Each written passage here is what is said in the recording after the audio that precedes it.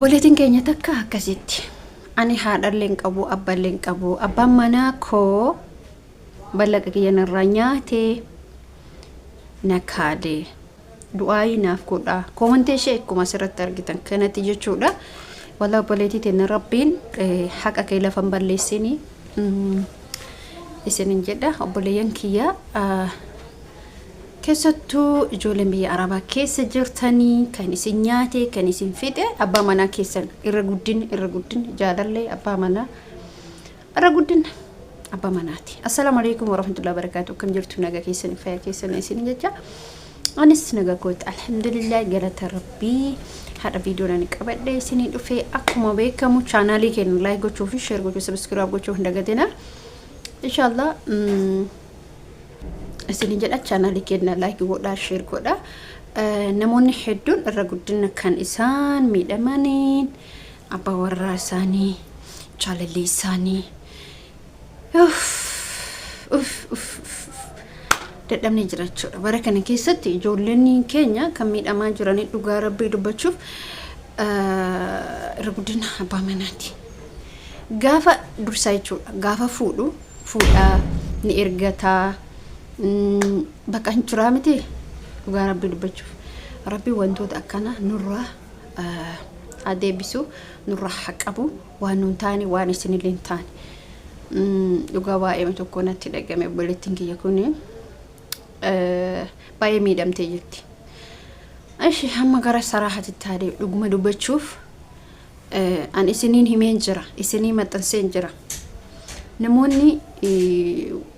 Namoonni akkaawuntii baafachuu barbaadanii isiniin jedhee viidiyoo asin duraa irratti akkaawuntii baafadha abbaa manaa keetiin waliin caqacaytu obboleessa kee abbaa kee obboleettii kee namni waliin geettu isiniin jedheen ture jechuudha.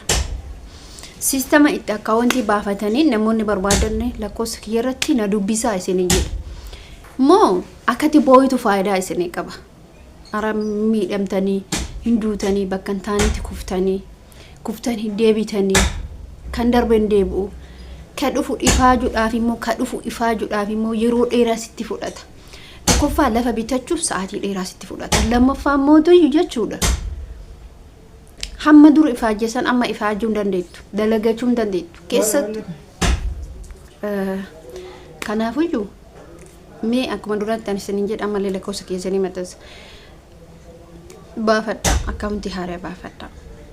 Bakka feeteef jiraadhu bakka feete taa'e. Isinni maaltu abbaa manaa keetitti si fide? Gimmaashoo nama tokko gimmaash fakkeenya parsantii 100 keessayyuu hamma tokko miidhamtu hamma tokko dhugaa rabbii dubbachuu hammam tokko miidhamtu. Inni fakkeenya atootoo duraan akkaawuntii keetii irratti waan isatti ergitu san har'oo isatti ergite gimmaashoo isatti gimmaash akkaawuntii keetii irratti yoo galfattu maaltu si miidha waan jiru waa tokko hin jiru saraahatan jechuudha. Akkas isin jedha obboleeyyan kiyya waan hundumaa rabbiin isin halaafisu. Abbaa manaa kiyya jettee harka itti of hin kenne si nyaata. Isheen biyyaan baa jirti jedhanii sossobanii sirraa maal godhanii garas godhanii sirraa jijjiiran miti. Abbaa manaa kee kan ammoo itti uf gadhiifte yookiin immoo nama biraa hojjaasotte dhiira biraa hojjaasotte oduu dhageessi irraa jijjiirama yookiin immoo tun dhiironni tokko hin sobamti. Akkasii miti yeroo dheeraa keessattuu namoonni yeroo dheeraa gaafa namarraa tura dhiironni fakkeenyaaf gaafa yeroo dheeraa irraa turtu yaada biraa keessa seenti. Otoo achi jirtu yookiin dubartii biraa fuuti yookiin ilmoo argatee bakka biraatti qaba maatiin kee quban qabu ati quban qabdu.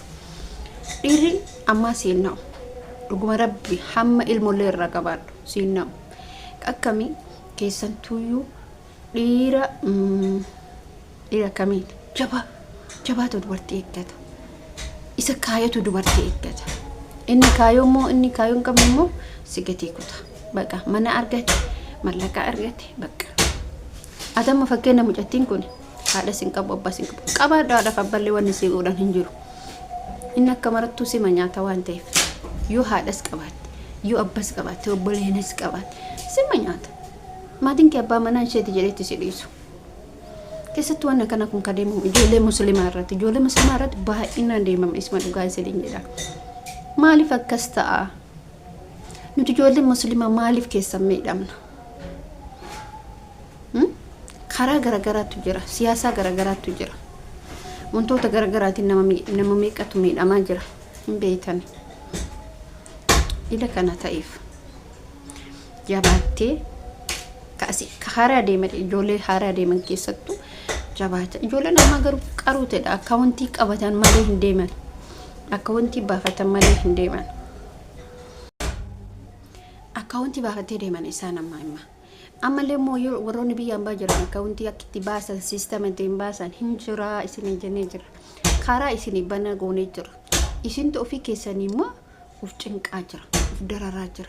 asin dura yaadadha bara 2000 meeqa akka ta'e mucaa wayii Shimee maan jedhama namni hin beekne jiru. mucaan sun yuutuubara guddaa ture duraaniif amma dhiise malee amma gara wantaatitti seenee dhiise na fakkaata. dhugaa rabbii isiniin jedha, dhuguma saraahatan jechuudha. mucaan suni barsiisaa ture sirriitti jechuudha.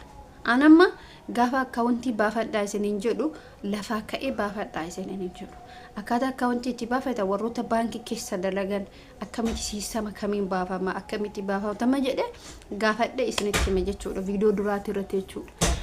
ijoollee muraasa keessan kana qunname waan san irratti. kanaaf faayidaa nama biraan se'in si fayyada waan ta'eef wanni mucaan sun gisee san nu barsiisaa tureef har'a ani isinitti himu tokkoma. isin yookiin isinti fakkaachuu danda'a.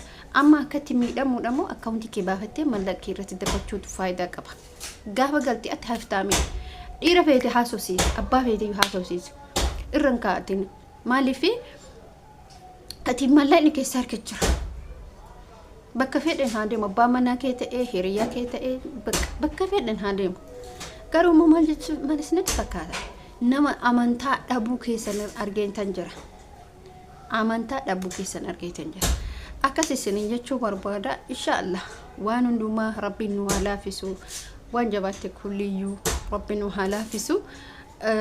kanatti aansuudhaan immoo jabaadha, uf eeggannoo godha, uf qusadha, mallaqa keessanis qusadha, namarraallee uf qusadha. keessattuu gama jaalala dhiiraa akkasuma homarratti dirqama qusachuun keessa maaliif faayidaan ta'e kan jiru dhiirri yeroo amansiisu isiniin jedhee jira. mucaan kun akkasitti barreessitu malee barreessitus ishee keessa isii madaadha. galgala ni bootti, ganama ni bootti, guyyaan sa'aatii nyaatu sa'aatii dhuudhutti qabeenya ishee waggaa dheeraa itti ifaajjisan yaadachuun ishee dhawlu wanni inni isirratti raawwate immoo hin hafamu. akkasii jedha. inshaallah amma viidiyoo biraatti walitti deebinti. assalaamu alaykum warahmatullahi wabarakatuh. nagannaa suuraa baay'ee isin jaalladha, baay'ee isin kabaja hordoftoota chaanaalii kan kooti. jajjabaadha isin jedha.